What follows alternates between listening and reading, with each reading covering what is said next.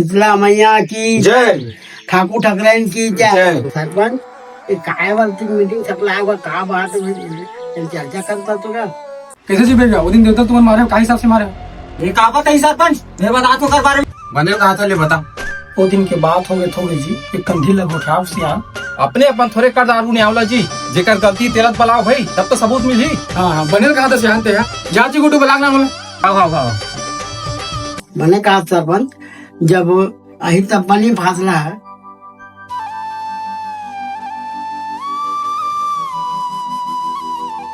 कैसे जी बाबू पिछले मीटिंग में तो बलाए तायस नहीं थे हाँ अब पैसा तो गलती दिखत है ले से आमों से गलती को भाई माफी मांगा तुम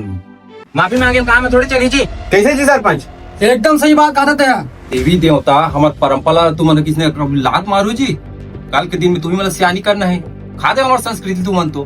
भारी संस्कृति वाला बात करता जी। मैं बता सरपंच साहब एक बात ला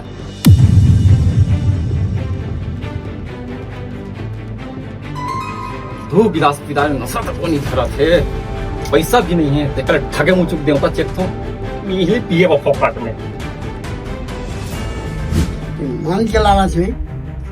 गलती चढ़े दी से ये परंपरा बिगाड़ा थे घर के मर काट रहे